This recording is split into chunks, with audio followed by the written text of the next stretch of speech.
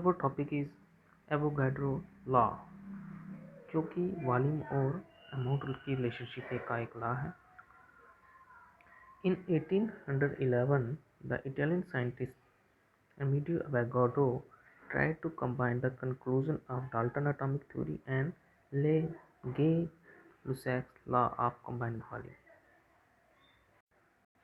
Avogadro ने क्या किया कि 1811 में डाल्टन एटॉमिक थ्योरी को और गे-लुसैक लॉ को स्टडी करके उन दोनों को combining volume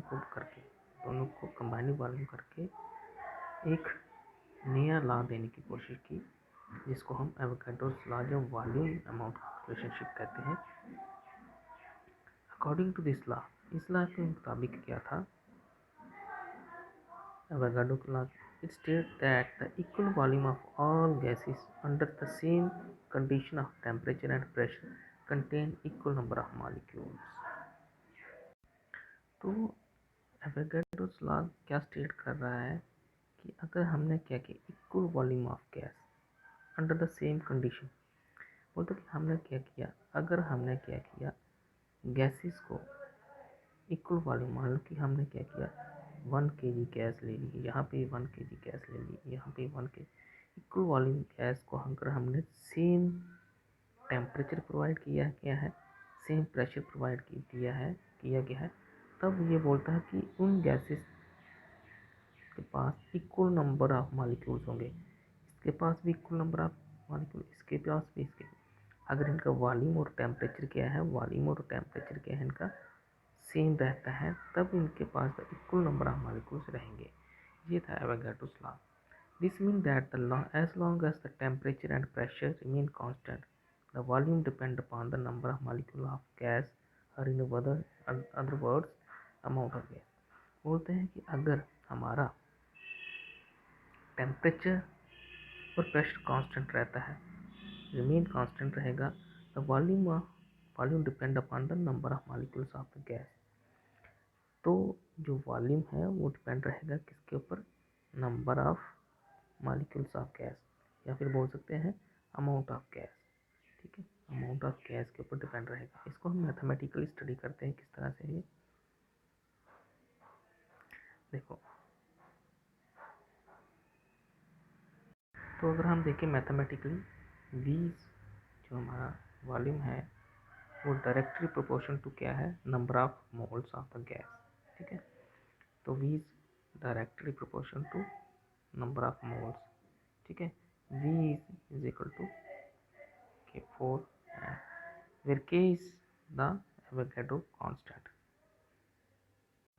The number of molecules in 1 mole of gas has been determined to be 6.022 into 10 raised to power 23। देखो, ये बोलते कि अगर हमने क्या किया है कि number of molecules 1 mole of gas का जो निकाला हुआ है एवोगैड्रो का, वो कितना है 6.022 इंटू 10 रेज़्ड टू पावर 23। ये one mole of the gas है, जिसको हम क्या बोलते हैं, एवोगैड्रो कांस्टेंट भी बोल सकते हैं, एवोगैड्रो कांस्टेंट बोल सकते हैं। You will find this in the same number which we can across while discussing the मोल।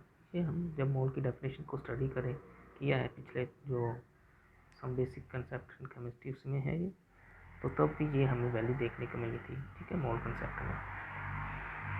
अब देखो, since the volume of gas is directly proportional to number of moles, 1 mole of each gas at the standard।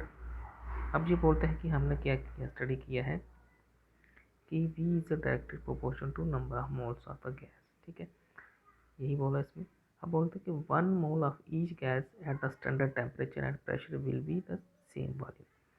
जब standard temperature होगा और standard pressure होगा, ठीक है, same volume की gas होगी, तब क्या है, विल हैव सेम वॉल्यूम, उनके पास वॉल्यूम भी क्या होगा, सेम होगा। ठीक है, जब क्या होगा, स्टैंडर्ड टेम्परेचर होगा, स्टैंडर्ड प्रेशर होगा, तो इसको हम बोलते हैं स्टैंडर्ड टेम्परेचर प्रेशर, तो उनका वॉल्यूम भी क्या होगा, उन गैसेस का वॉल्यूम क्या होगा, सेम होगा। The standard temperature and pressure mean, standard temperature हमने पिछले पढ़ा था 273.15 केल्विन, जो हमारा स्टैंडर्ड टेम्परेचर होता है जो कि 0 डिग्री सेल्सियस में, और स्टैंडर्ड प्रेशर हमारा होता है 1 बार। ठीक है, 1 बार प्रेशर हमारा स्टैंडर्ड प्रेशर होता है।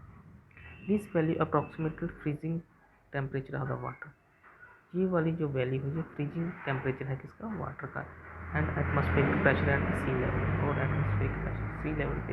ठीक है, at the STP motor volume of ideal gas or the combination of the ideal gases is 22.7098 litre पर मोल। तो जो हमारी आइडियल गैसेस का जो स्टैंडर्ड वो देखेंगे तो वो कितना है, STP पे अगर हम देखेंगे 22.71098 लीटर पर मोल है। ठीक है,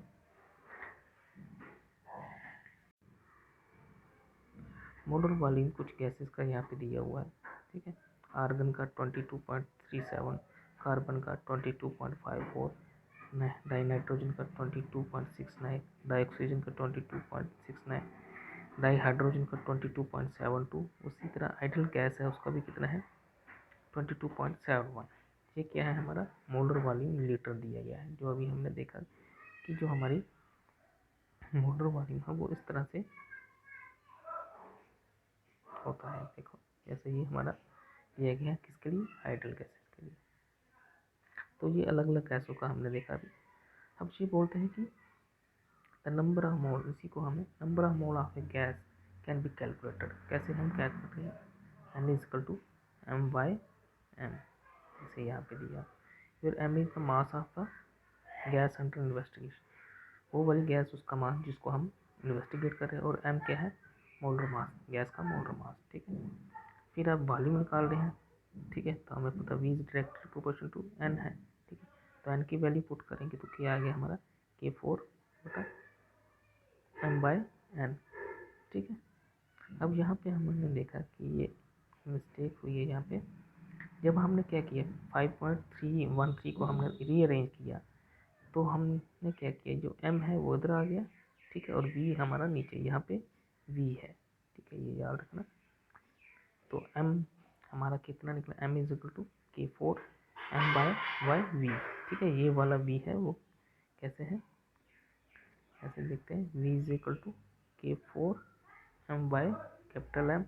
अब m चला गया इधर। ठीक है, यहाँ से m इधर चला जाएगा तो m इधर आ गया, तो K4 m बाय v। ठीक है, इस तरह से हो जाएगा ये। तो जब हमने इसको रीअरेंज किया तो इस तरह से आ जाएगा हमारा। अब क्या है, इसी को हमने क्या किया, K4 m बटा v को हमने किस में लिख दिया, m बटा d। ठीक है, m बटा v को हमने लिखा d, तो क्या आ गया हमारा K4d। ठीक है, तो यहाँ पे d क्या है, d क्या है, डेंसिटी ऑफ गैस। ठीक है, density of gas we can conclude from the equation the density of gas is directly proportional to molar mass. मतलब कि डेंसिटी ऑफ गैस जो है डायरेक्टली प्रोपोर्शनल टू क्या है, मोलर मास होगी। ठीक है, directly proportional to molar mass. ठीक है, देखो है ना, यहाँ पे देखेंगे अगर हम तो डेंसिटी ऑफ गैस क्या है, डायरेक्टली प्रोपोर्शनल टू मोलर मास।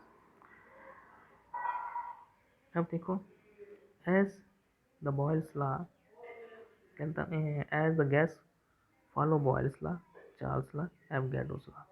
जो जो गैसेस बॉयल लॉ को, चार्ल्स लॉ को, एवोगाड्रोस लॉ को फॉलो करती हैं स्ट्रिक्टली, उनको हम आइडियल गैस बोलते हैं। सच गैस इज हाइपोथेटिकल, ये हाइपोथेटिकल गैस होती है। It is assume that intermolecular force are not present between the molecule of ideal gas.